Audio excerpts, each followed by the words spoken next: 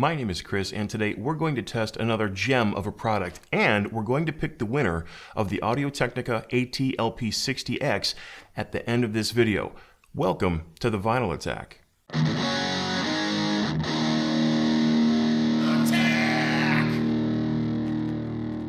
Today's video is sponsored by Skillshare. Amongst all the things we discuss here on the channel, one of the perennial favorites is the efficacy of the many products available that are marketed directly at record collectors and hi-fi enthusiasts. In a seemingly endless stream of hobby exploitation and greed, we are greeted almost daily, it would seem, by another new product that makes the boldest of claims in hopes of some sucker handing over their hard-earned money.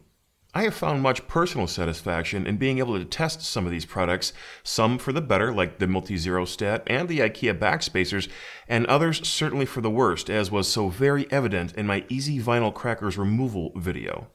Even if a product is unable to live up to its ridiculous claims, however, all is not lost in every case. We end up with a good laugh, some quality conversation, and, if nothing else, a clear-cut case of what does and does not work in our hobby.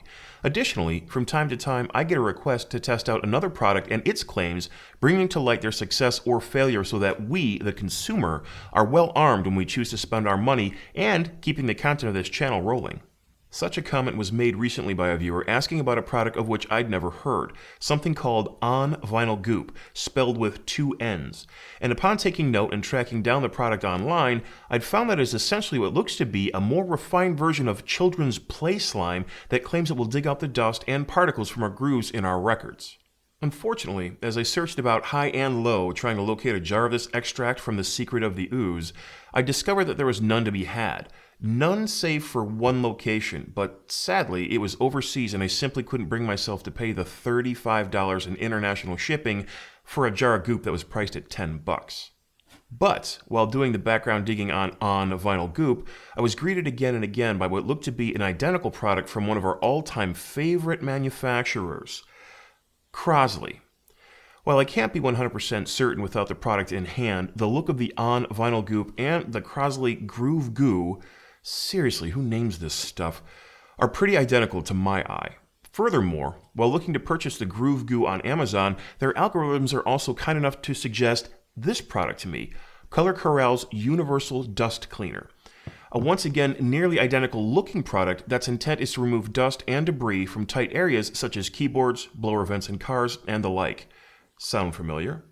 So, not wanting to be accused of being anything less than diligent in my testing of such a product, I simply purchased them both to see what, if any, the differences were. I can tell you to start with that a major difference is price.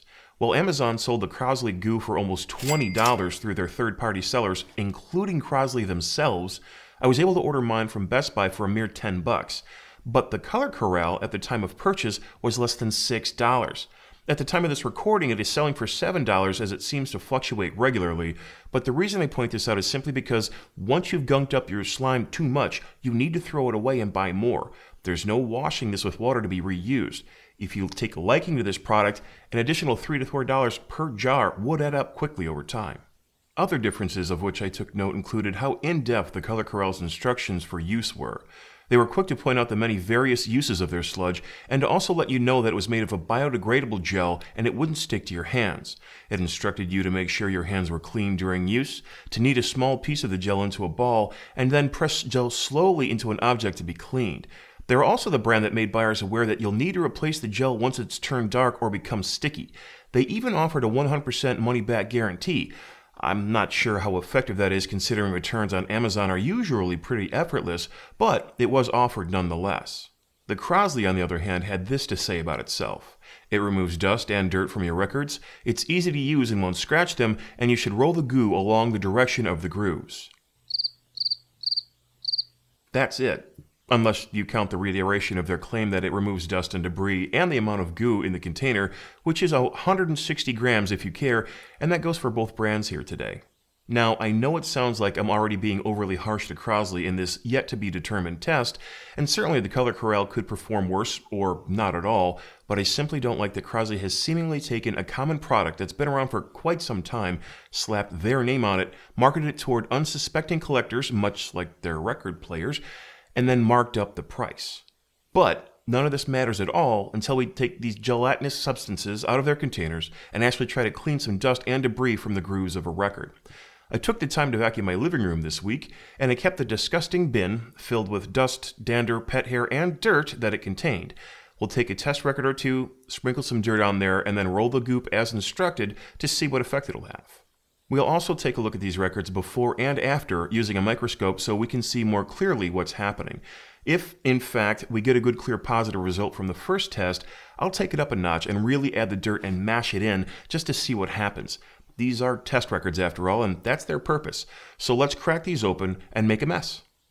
I will start by opening these up to see what the consistency is. As you can tell, I haven't opened these at all yet, and I'm not quite sure what to expect from this, although I kind of expected that. A slimy, I don't even know, yeah, just a slimy goop.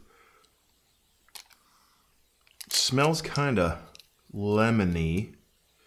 And it's really, I don't like the feeling of this at all. Oh, get off my fingers. Okay, so this is going to be one of those tests that I am certainly going to regret later on. The shit I do for this channel. Now, does this come out pretty easy? Okay, so the whole thing comes out. It's got the impression of the bottom on here, which also this one has an expiration date. This will expire just before Christmas of next year. So if you don't clean a lot of records, apparently, according to them, you only have a certain amount of time.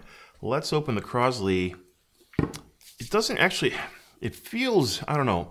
It's like I have a residue, but I don't. Does that make sense? I think it's probably because the gel is cold and I'm not used to holding that, and I'm feeling the residual cold and not really the gel itself. So this does not want to open at all. Either that or I need to sharpen my knife, which is probably also true. All right, kind of a similar thing. This smells a little more lemony.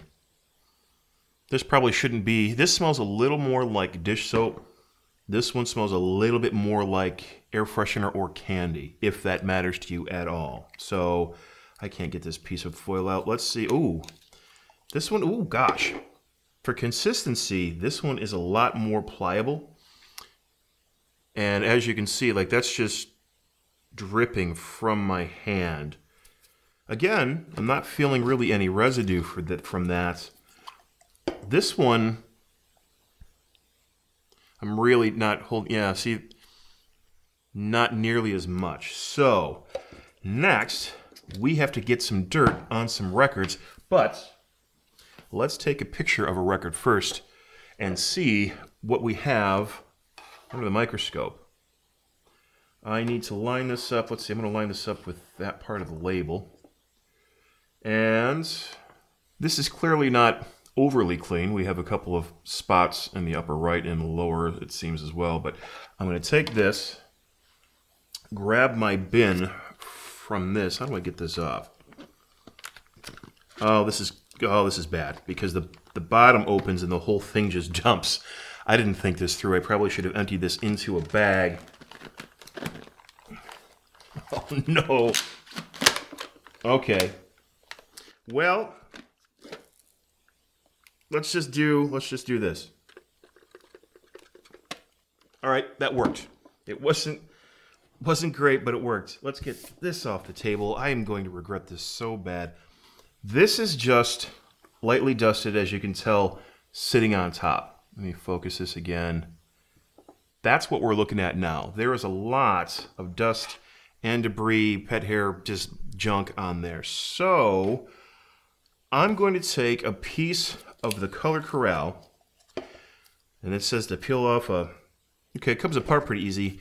Knead it into a ball. I'm going to do the inside part with this and see what we get. Then probably the groove goo on the outside, or maybe I'll just do, no, I'll do two separate tests. Let's just do this over the whole thing, and that way it'll be a little clearer and more easy to understand. So it doesn't really roll into a ball very well, but whatever. I'm going to roll it away from me. So I'm pushing and slowly rolling, and I'm going to push and slowly roll, and I can see already that this now has hair and junk in it, and that looks kind of gross, but let's check the grooves and see what it did.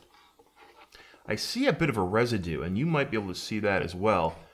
Let me hold this down. Take a look at that. I can see that there's still quite a bit left in there. So you know what? Let's take another clean chunk. Let's try that again and see if we can get in there. Now this actually could be where there's a difference between the Groove Goo and the Universal Dust Cleaner is with the consistency of this being a little thicker, maybe it simply won't get into the grooves the way that the Groove Goo will.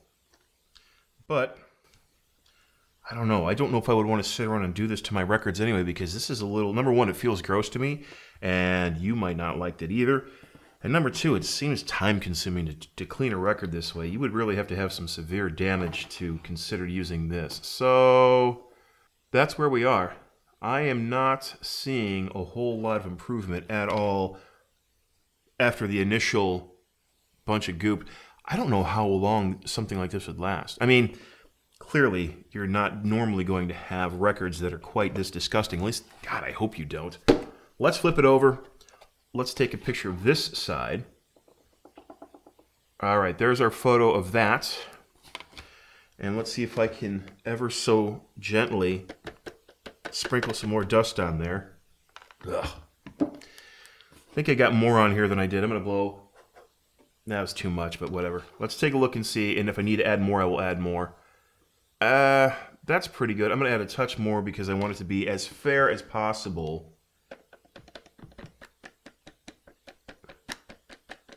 There we go. That's good. The things I do for videos. All right. Oh, that's a really goopy spot right there. Thankfully, this is zoomed in extremely close, so when you look at it with the naked eye, it doesn't look quite as bad as what we're seeing when we magnify it. Now, this doesn't say anything about how much to use, how to use it, nothing. So I'm going to do a similar thing. I'm going to try to take a chunk off, which wasn't too hard to do. And okay, I don't quite like that. But okay, if you quickly ball it up, let's pull it down on here, and then let's slowly press. It really, the consistency is quite different. So I will give it that. I don't know if that's better or worse, but they did make a different product. It's not a complete ripoff from the dust, the Universal Dust Cleaner, which is something that has been around. People use it for keyboards. I know, I've seen that tons of times. I guess I'm just not a slime. I was not around at the age of slime when that was popular, really. So let's take that and put that under there. As you can see, there's still a hefty amount of stuff in there. Yeah, I'm going to try. Again, I'll use the rest of this. I'm going to have a whole host of these expired products in my house that are never going to get used.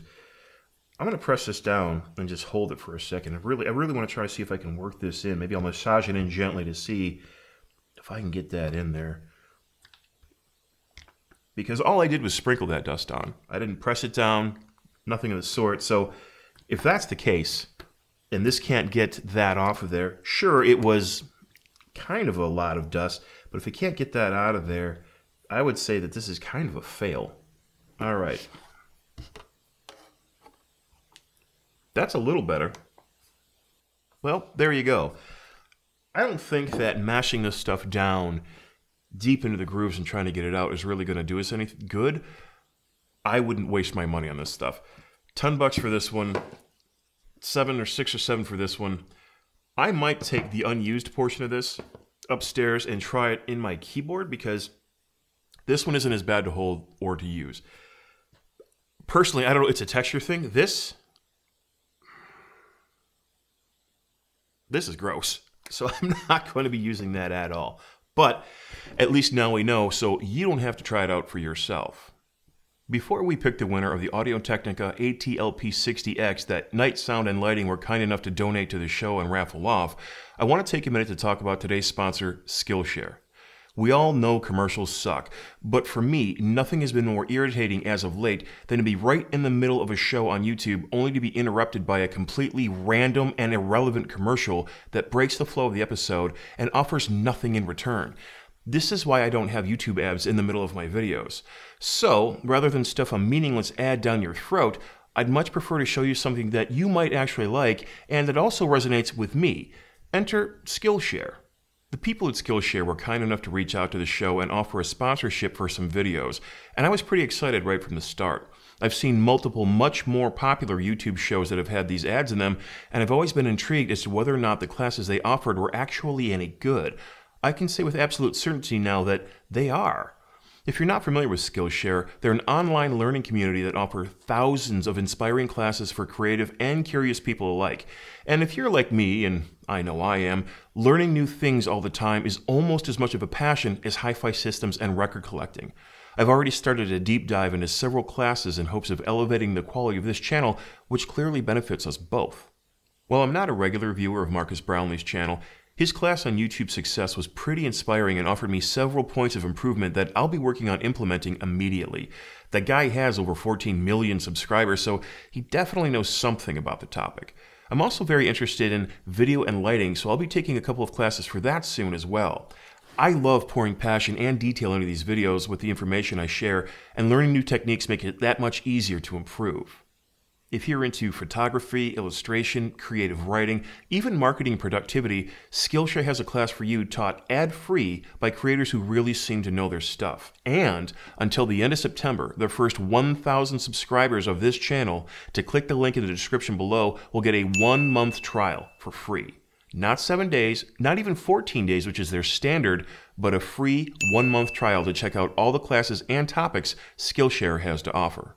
So as you're on your way down to the comments section to talk about the tests we were performing today, make sure you click on the link in the description box to take advantage of this offer, and thanks to Skillshare for making it possible. Now, I have the laptop out here in front of me, and I've entered the video link. Let's set the parameters and pick a winner.